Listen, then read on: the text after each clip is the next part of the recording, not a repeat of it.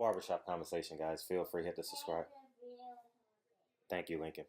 Um, I just wanna, I just wanna make things clear.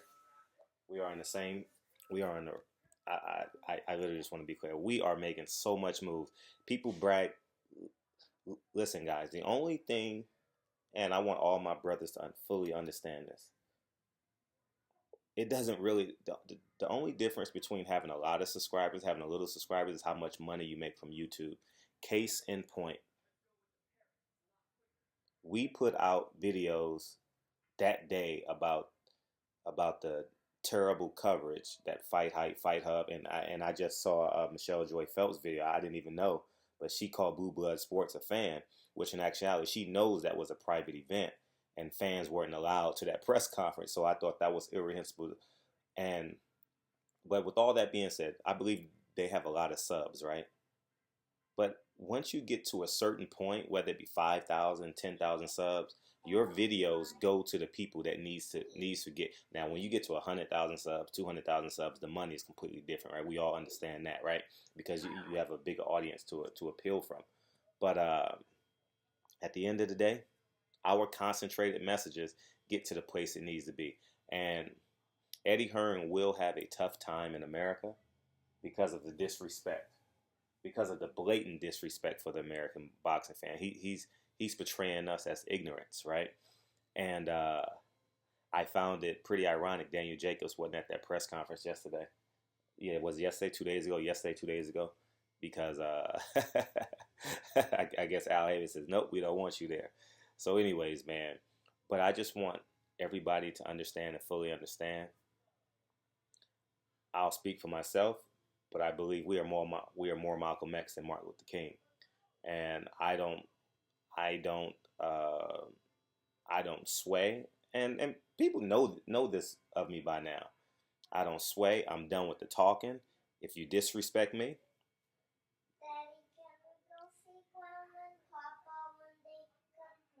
yeah, they're on vacation right now. They're on a big boat. If uh, if you disrespect me, you better say it in person. And all the side, we ain't doing none of that. We ain't doing none of that. We ain't doing um, no subliminal messages. I don't believe in symbol. It's either yes or no from me. We ain't doing no gray area stuff. We ain't doing none of that. All right. At the end of the day, that's what I believe, and that's what I've built my life on. That's what I built my legacy on. And I saw something yesterday by Fight Hype and Fight Hub called Clout Chasers. Man, let me be the first to say, clout, clout chaser. No, no, definitely not. Everybody, they're what do you call them guys? Their correspondents have been to my house. Their correspondents have been in my cars. The correspondents have a great idea. I They know how big my house is. They know what my house is worth. It ain't clout chasers. I need to put these guys in check. I need to put these guys in literally check. You know what I mean? When I first became a media member, I didn't drive my Bentley to the press conference a lot because I didn't want to. I didn't want to rub people. You know what I mean? Black man. I just literally didn't want to do that. But now I'm like, fuck it. I'm proud. I'm strong. And you take it, and you take it how you give it, and vice versa.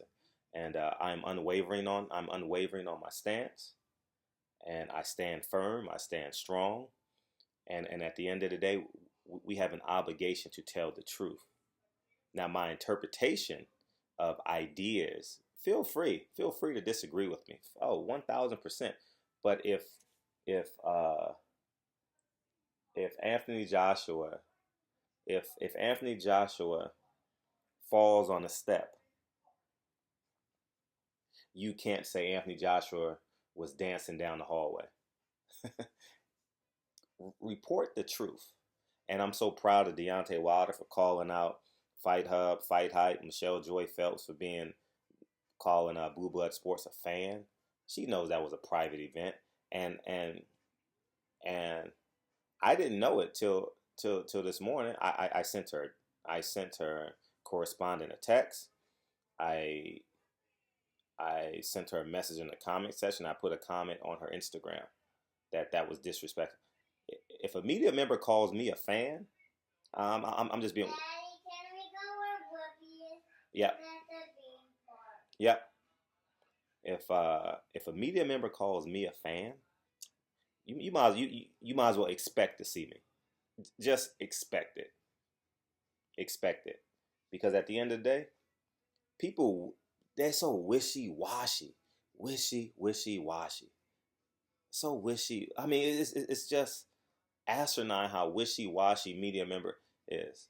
They sway one way, they go the other way. They kiss everyone's butt when they're in front of them. Why don't they just call a spade, man? And salute to Deontay Wilder for calling these guys out. I'm definitely excited to see the interviews that he does with them because he's a straight shooter. I know he has admiration for Blue Blood, and but I just want this to be clear, very heard.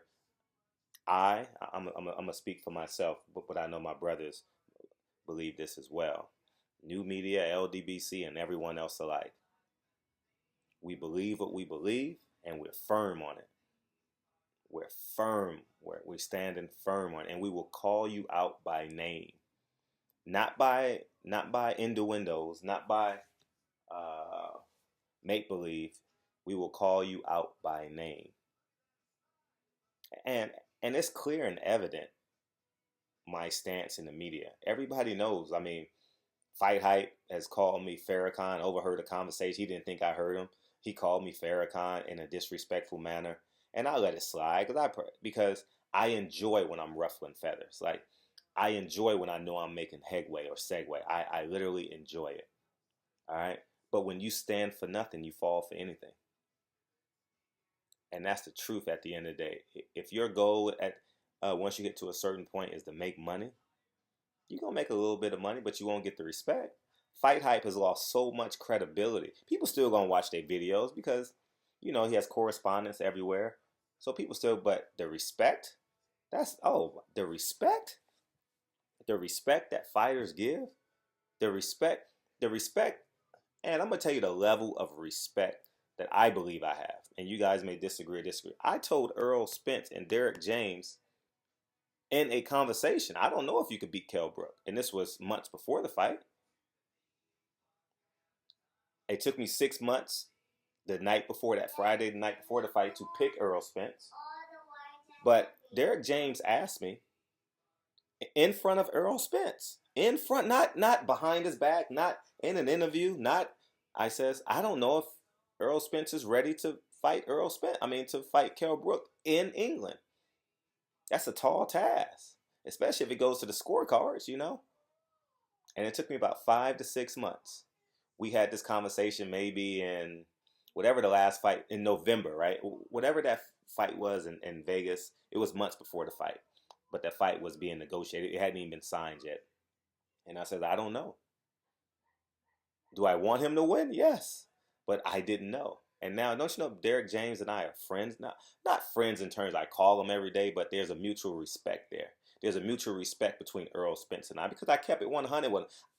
I don't go to Kell Brook and say, oh, I think you're going to beat the hell out of Earl Spence. I don't go to Earl Spence and say, oh, I believe you're going to beat the hell out of Kell Brook. I keep it 100. And just take it a step further, since that's a fight of the past. If Jamel Charlo came to me and said, do you think you could beat Jarrett Hurd? I'll tell him it's a 50-50 fight right now. You need to prepare like you're preparing for the fight Mike Tyson. If Jarrett Hurd came to me and said, I said, it's a 50-50 fight right now. Come to me as we get closer to the fight. I have no idea. One day I'll wake up and say,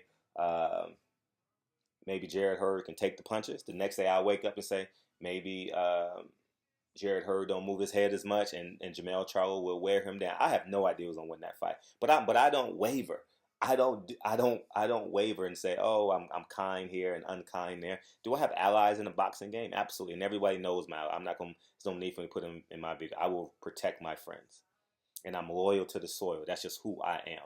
Period. End of discussion. If I make hundreds of thousands of dollars with a guy, I'm gonna protect them until the facts prevail. That's it. That's just who I am. And at the end of the day, that's who Frederick is. So at the end of the day, I want to salute Blue Blood. I want to salute Ness. You know what I mean? There's no need for me to repeat this, but since the energy of this video, me and Ness had a big disagreement in public. In public. He stood as a man, I stood as a man, and you know what I mean? And over time, we've let it go and we subsided. We said what's up, and I respect what he did 2 days ago. That's it.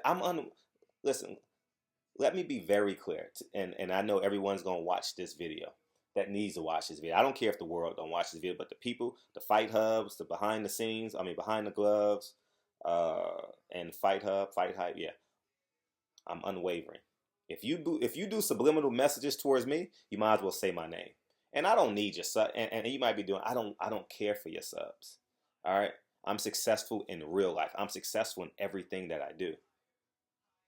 All right. I'm not successful in everything that I do, but I strive to be great. And that is my goal. And I'm going to protect my brothers. I'm going to protect my base. I'm going to protect my subscriber base, and I'm going to protect my allies. When I went to war with Golden Boy, Fight Hype, Fight Hub, Behind the Gloves, no one woke up the next day and be like, Fred, Dan, I said, my brothers protected me. And at the end of the day, those are my allies. So we don't need no more subliminal messaging. None of that. We ain't doing none of that no more. If you disagree with a man, you either call me, but if you both subliminal message, I'm coming at your throat. Period.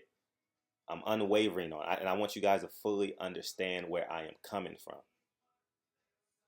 I am unwavering. I'm coming at your neck. Expect to see me at the next fight we cover. Period. End of discussion. We ain't running around like little boys and no, we ain't doing that. Period. So anyways, man, salute to my brothers, man. I did this video to let you guys know, to let us know, to let the family know we are making headway. We went hard for a half a day, not even a whole day, from 1 o'clock until we fell asleep. The next day, which was Wednesday, Deontay Wilder did an interview saying that he saw everything that was going on. Come on, man. Oh, that's my editor coming. Hold on for a second, guys. Let me get the door.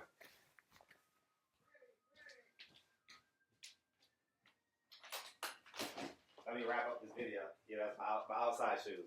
What's up, man? Say hi to Lincoln. Lincoln. All right, my editor's here. Came to say what's up to me. Anyways, man, barbershop conversations, man. Feel free to hit the subscribe button. Look at you, man. Barbershop conversations, man. I'll talk to you guys soon. Peace. Yeah, that's my son.